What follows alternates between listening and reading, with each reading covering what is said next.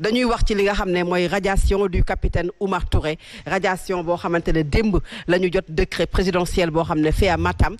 signé par le président de la République bu ñu ko waxee décret présidentiel boo xamante ne radié nañu ko de cadre à simple soldat du ñu wax sax simple mais de cadre à soldat foofu la yegg si tey moom muy ki nga xamante ne moom mooy capitaine Oumar Touré déjà capitaine Oumar Touré un jeune de 33 ans qui a fait 15 ans de service militaire ñu xëy radié ko nan la ñu mën a jàngat cette décision du président de la République, M. Faye Biram? D'abord, radio dañ ko rétrogradé, c'est différent. Radio ko dañ ko rétrogradé. Administration dafa am yoon, gendarmerie nationale am yoon. Da nga wax ji man gis naa ay opposition yu radicaux ci régime bi sax bugguma lim ay tour Cheikh Sadou xam na li may wax. ñu àndul ay opposants yu radicaux yu àndul ak nguur gi.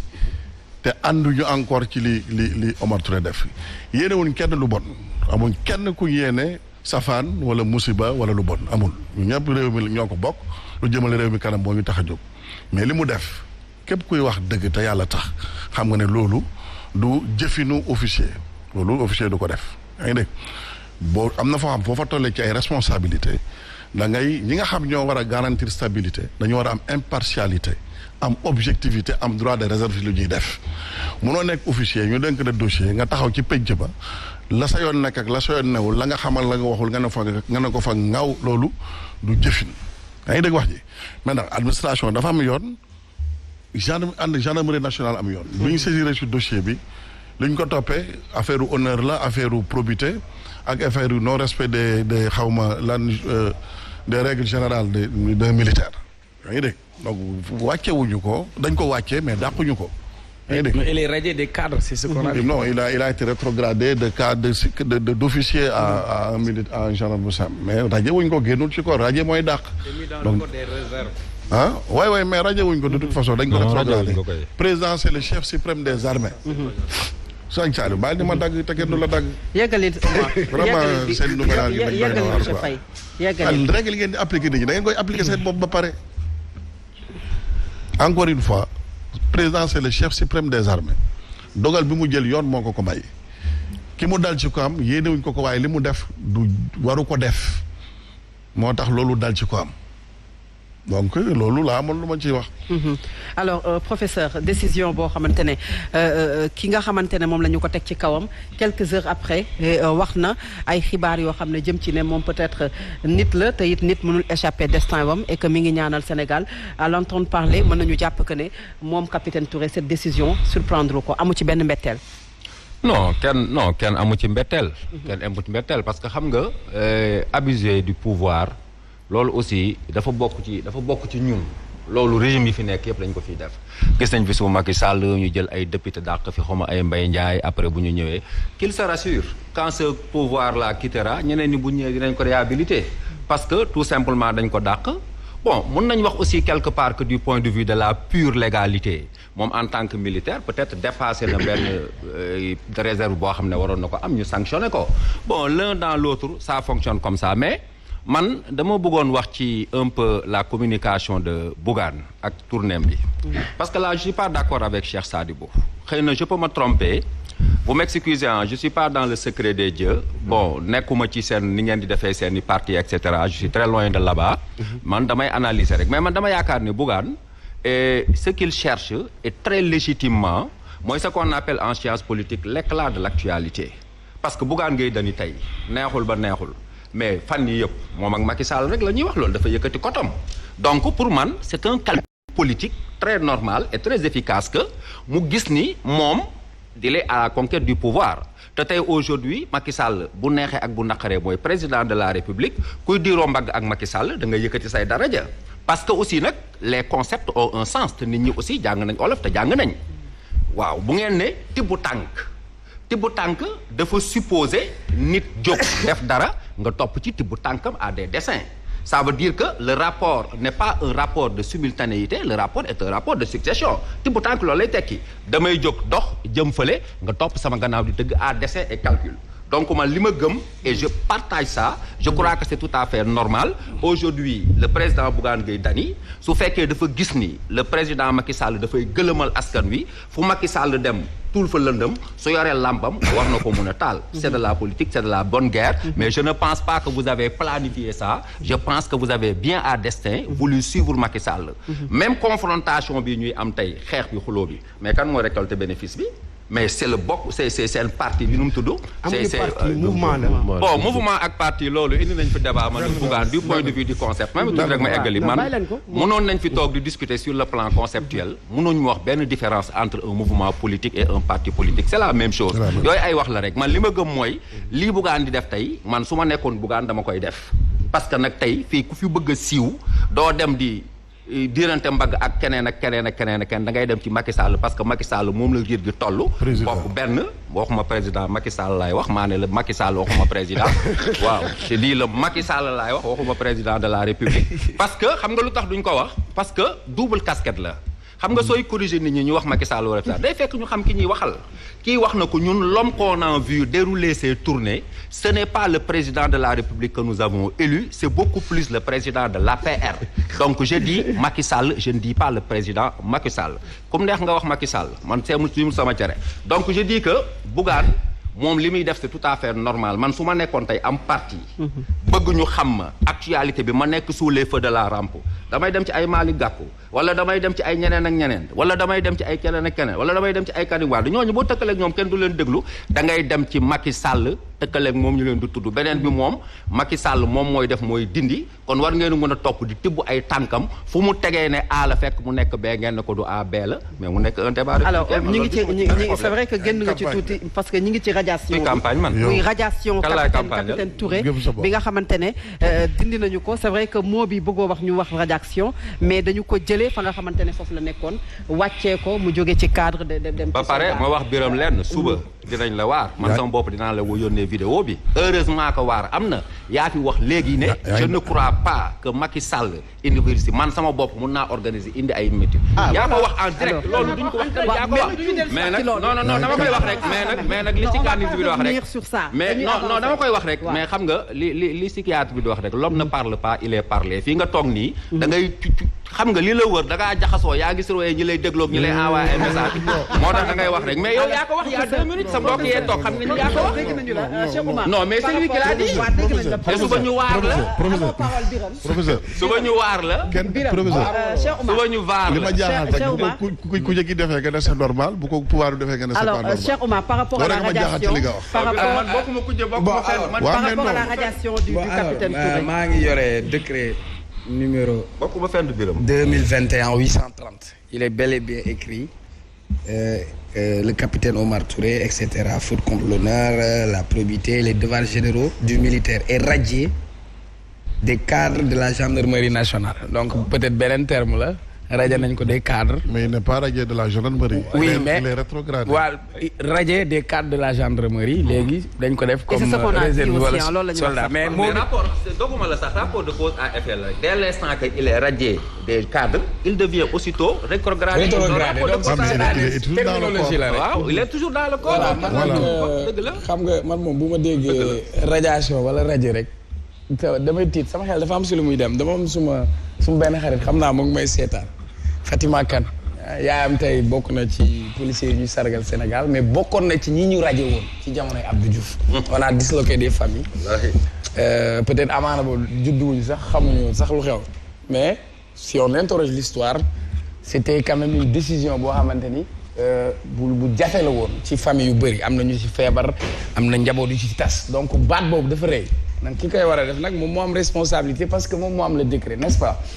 récemment rajo woon nañ fi benn policier parce que dafa gis sëriñam foofu tamit beneen débat la posé débat bi mu posé mooy suñu république ñun est-ce que méngoo na ak suñuy valeurs sociétales et religieuses parce que le président su demee Touba dina toog ci suuf jox orma sëriñ bi kon réalité boobu ñu am war nañ ko xoolaat du dëgg bu ñu jógee foofu je crois que sur le capitaine Touré quand même quoi qu'on dise man bu ñu ko déggee wala qu'il a été sous le feu des projecteurs il a fallu affaire Ousmane Sonko Adji Sarr am ñu doog ko dégg et d'ailleurs si on s'interroge c'est un jeune et quand même il a été brillant il a fait un brillant parcours weesuwul ñu ne la affaire faux billet Bougazelli yaa ko jàpp ci ndaw kon kenn du ne liggéeyam mënu ko wala mënu ko foofu nag le vrai débat qui se pose waaw mooy la grande muette bi ñuy wax la grande muette et derrière cette grande muette qu'est-ce qui se cache derrière cette grande muette parce que la grande muette musul c'est aujourd'hui la grande muette est trop bavarde aujourd'hui ah on va dire le colonel Aline Abdoul Aziz Ndaw xaw ma fu mu nekk bu dee mu ngi may dégg wala ay mbokkam di ma dégg nga xam ni am na benn jeune boo xam ne da koo naw dama koo bëgg j'ai lu son livre interdit pour l'honneur de la gendarmerie ma lire tome 1 tome 2 mais partie bi ma si gën a neex mooy ñoom bi ñu demee Libéria là où l'armée nigérienne ou d'autres armées n'ont pas pu faire face de valeureux gendarmes sénégalais dem nañ à l'extérieur jox fa Sénégal benn dayo ak benn tour il a fait des révélations etc dans son livre on a interdit son livre il vient au Sénégal ñu jàpp ko teg ko loxo pourquoi on n'est pas allé au-dessus de son livre lire entre les lignes interroger lan la doon interroger yi mu doon dénoncer noonu ñu def ay enquêtes leeral ko mais Sénégal dara du leer le commissaire Keïta a écrit une correspondance pour wax ci affaire drogue et cetera tey boo ko woon tey ci plateau bi na ko li nga bindoon danaa la non léeg-léeg parce que tey changé na posture mais fii waa ji il est au cœur d'un dispositif d'enquête gendarmerie bokk na ci corps yi ñu gën a respecté pour man am na obligation de réserve quoi qu'on puisse dire mënul woon jëlee devant mu wax maintenant qu'est-ce qui l'a poussé à parler boobu ba léegi parlé wul waxul ci dossier yi mu nekkoon waxul ci lii qu'est-ce qui s'est passé pour que moom mu génn wax qu'est-ce qui s'est passé quand il déclare que il se sent menacé parce que pendant ay jours ñu ngi koy def filature wala ñu ngi koy écouter moi si on met en filature j'ai pas les possibilités de le savoir parce que je aw ma technique boobu ma jàng wala du dëgg ànduma ak moom aussi ci déballage je ne cautionne pas mu nekk au cours du dispositif wax ko mais est-ce que tey nit si fi ngay liggéeyee boo gisee loo xam ni jaaduwul wala ñu nar laa def loo xam ni defuwut ndax sa conscience nangu na ko parce que man fii ma toog nii kenn mënu ma wax loolu sama conscience accepté wul beneen débat bi nga xam ni war nañ ci poser bettul woon kenn et d'autant plus que man je crois que moom dafa bindoon lettre de démission c'est pas la première fois ñu gis ñu nekk ci armée wala ci yenn structures yi démissionné donc le président quand il signe le décret pourquoi on expose le président pourquoi mënuñu ko yemale ci tutelam lan moo tax mu war a bañ a nekk bouc émissaire ñu defal ñu Sénégalais dañu soxla vérité parce que coow bi nii moom c'est un dommage collatéral entre Ousmane Sonko et Adji Sarr après événement et tout ce qui s'est passé on a eu des morts aujourd'hui les Sénégalais ont besoin de savoir la vérité les Sénégalais ont besoin de savoir qu'est-ce qui s'est passé et qu'on ne dise pas que PV bu fuité la fii chaque jour buñ ma woon tey police balaa ngoon PV bi génn fii Sénégal la loolu yaa ngi fa ñun dañu soxla ñu wax ñu dëgg pas que ñu jël ñenn ñi di leen def bouc émissaire bu fekkee ni moom les faits qui lui sont imputés nañ ñu ko wax mu leer là où il a fauté que ñu sanctionné ko bu fekkee nag il n'a pas fauté am na lu mu dénoncé dans un système parce que ñun aussi suñu institution yi que ça soit la DIC ou la gendarmerie régime bu fi mës a jaar dañ leen utiliser non enquête yi ñuy def yëpp dañ ko fay def donc institution yi ñu am dañ ko war a sacraliser dañ ko war a sàmm waruñu ko wili pande mais warul nekk à la portée leer na Cheikh Oumar alors monsieur Diop est-ce que tey dañoo war a yegsi rek ci li nga xamante ne moom mooy sanctionner ki nga xamante ne moom mooy capitaine Touré parce que capitaine Touré a fait des révélation ay kaddu yu mu yëkkati que ne ñu ngi koy topp am na appel yoo xam ne sur écoute la ñu ko def jàpp ne moom mooy informer Ousmane Sonko ci li nga xam ne mooy ñeel enquête Ousmane Sonko Adji Sarr beaucoup de révélations ñu xëy rek ñu ne radié nañu ko est-ce que aussi li nga xam ne def na ko comme ay révélations waruñu ci taxaw seetlu par rapport à l'enquête ci affaire Adji Sarr Ousmane Sonko li ñuy wax gëm sa bopp nous ne commentons pas les décisions de l'armée et la raison elle est simple suñu officier supérieur yi fi ñu leen formé xarañ bi ñu xarañ xam-xam bi ñu am naatable ñu ko attitude républicaine bi ñu am mbir mi bi mu gënee pëccëxoo tax na ñun dañu am un grand respect pour les hommes et les femmes qui servent sous le drapeau alors nous ne commentons pas les décisions de l'armée loolu mooy première observation. La deuxième observation c'est une décision du président de la République pas de l'armée. La deuxième observation qui me semble la plus importante mooy professeur nee na moom ñun dafa jàpp ni li ñu def ni opportunisme politique la professeur chroniqueur u Sénégal ak journaliste yi yan baal ma dañu am paresse de recherche. donc bu ñu leen déggee gëm sa bopp pouvoir ñoom ñëpp dañu minimiser la radiation monsieur Diop Sadibou gëm sa bopp comme le pouvoir dañu minimiser la radiation du capitaine Touré. minimiser wuñu ko nous ne commentons pas les décisions de l'armée. c'est une décision du président. C'est une décision du président, pas de l'armée. C'est un décret présidentiel. Mais kan mooy chef suprême des armées? C'est le président de la République. Non, attention. Mais c'est pas l'armée. Le président n'a rien à voir. kon kay bu leen critiquer Macky Sall si dara. non mais moom mooy président Sénégal. wax dëgg yàlla moom moo am décret moom rek ay signé. c'est différent daf leen ndànk xam nga tey mënuñu toog fii yéen ñëpp ngeen def ay républicain ngeen ma indil leen loo xam ni constitution moo ko may président ngeen bañ mais kon nañ taal constitution bi dañuy raisonnable man Cheikh Sadibou Diop xam nga sànq mi ngi may sànni xeer di wax M23 nga bokkoon dama M23 patriotique loolu dinaa ci dellu si parce que tout simplement j'avais dit de visu à Macky Sall le conseil constitutionnel seule instance habilitée à valider ou à invalider la candidature d'Abdoulaye Wade bu ko valider man damay bàyyi Abdoulaye Wade nekk candidat ñu battre campagne El Hadj Kassé mu ngi may dégg Macky Sall mu ngi may dégg c'était à Mermoz ak Alioune Fall ñu ne ma non Sadibou loolu bu ko wax mukk man leen mais attends yéen waa PR vous pouvez pas vous réclamer républicain et vous inscrire en porte-à-faux par rapport à une décision du conseil constitutionnel loolu moo indi problème bi alors cette attitude républicaine boobu moom laa am ba tey nii nous ne commentons pas les décisions de l'armée. C'est aussi simple que ça. Donc rapidement li ngay yokk ci li ci wax parce que yéen da ngeen am paresse de recherche yéen kañ ngeen def seen déclaration d'investiture élection 2019 Dakar Arena yaa ngi koy fàttali bés boobu la gëm sa bopp décider déclarer candidature Bougane stade Amadou Barry pour lan à l'époque waxu leen woon ni que ñun dañuy toppandoo ñi c'est-à-dire que ñun c'est notre philosophie c'est notre attitude ba pare dañu am ay calendrier croisé bizarrement ak Macky Sall alors am des calendrier croisé non dafa ndànk rek yow sama rek yow may ma rek maa ngi ñëw avoir des calendrier croisé avec le président Macky Sall mais est-ce que da nga bëgg saa yu ñu bëggee def dara moom mu ne da koy def ñun ñu ne bàyyi nañu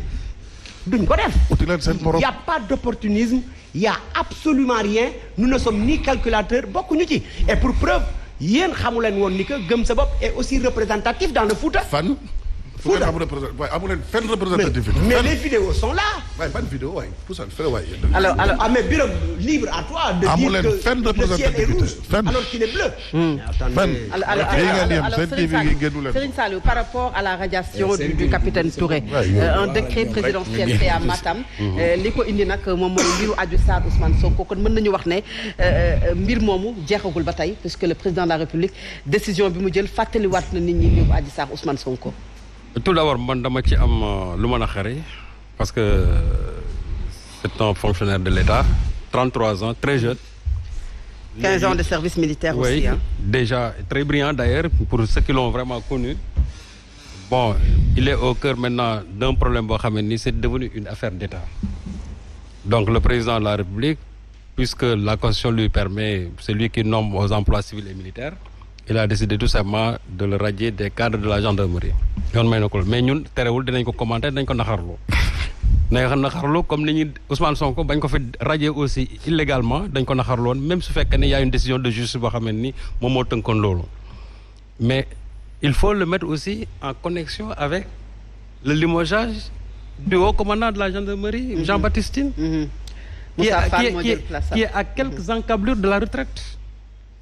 C'est du jamais vu. Pour des raisons de retraite la ñu wax. Oui, non, attention. xam nga aussi. Moi je ne vois pas. kenn rajewu ko. D'abord dama ne même. le kenn lieu rajewu ko. rajewu kan. Jean-Baptiste Tine kenn rajewu j'ai dit limogeage nga ma rajee. Wala limogé. ça se passe comme ça. moo jeexalee jeexal nga amul kenn kuñ prolongé le gendarmerie. mais bàyyi ma Birame may ko mu eggale. yow dégluwuma sax. j'ai dit il faut le mettre en connexion avec le limogeage de Jean-Baptiste. lan moo tax loolu ñoom ñaari ñooñu affaire bi amee et puis ñu dem ba Matam de ko fa defee. le président est en tournée politique est en tournée économique à Matam. même su fekkee ne y a un conseil des ministres qui s'est tenu là-bas. tous les ministres de la République ne sont pas là-bas mais il n'a qu'à lu muy daw ba daal na bàyyi bu del soit fii ci palais bi symboliquement il prend ce décret là. est-ce que 2 mois yi moom moo expiré. waaw mais le problème qui se pose c'est que aujourd'hui gis nga affaire problème mu Adji Sarr Ousmane Sonko bii wax naa la c'est devenu un problème c'est-à-dire un problème d'État. État bi ci boppam dafa takk ci problème yi c'est la raison pour laquelle je dis que li ñu war a def tey moo di faire de sorte que la justice quand même puisse clarifier parce que li nga xamante tey moo daal capitaine Touré lan moo ko ci mën a setal demain moo di que ñu def une enquête boo xamante ne nii c'est-à-dire vraiment une enquête judiciaire indépendante bu fekkee ne dañu war a dem dans devant une juridiction de jugement ñu def ko affaire bi claire loolu moo mën a seetal tey ñi nga xam ne yëpp ñu ñooy tourner autour de ce problème parce que déjà li ñuy wax Touré yëpp dafa def ay déballage par ci par là moom à un certain moment il a dit que pour préserver l'honneur de la gendarmerie loolu jaral na ko il a dit man mën naa gëm li mu wax ñeneen ñi ils ont une autre lecture de ça mais moom nee na pour l'honneur de la gendarmerie jaral na ko mu toog mu def déballage parce que à un certain moment aussi gis nañ ne mbir mi am na foo xamante ni nii moom affaire Adji Sarr bi am na fu ñu ko doon jëmale mu bañ loolu te loolu xam nañ ko quand même ñun Sénégal lañu dëkk xam nañ li xew moom mu teg ci tànkam ba pare jaral ko mu taxaw mu ne day wax gars yi ne dégolage on l'a sanctionné dans un premier temps ba pare arrêté ko léegi fi ñu toll nii le président est venu l'achever complètement moi je dis encore une fois de man lu may naqaru la te je dis que mbir mii nañ ko yóbbu ci yoon leeral ko en ce moment là danañ xam ndax si le capitaine Touré il avait raison de faire un déballage comme certains le disent man je ne dirais même pas que déballage la en réalité mais su fekkente ne aussi bu enquête bi wax na ne ñoom seen wàllu boobu waruñu woon def loolu su boobaa ñu mën ko comprendre mais dire que nag on ne commente pas je ne sais pas une décision de l'armée c'est encore une fois de plus Sadibou c'est pas une décision de l'armée le président même si c'est le chef des armées il n'en fait pas pour autant un militaire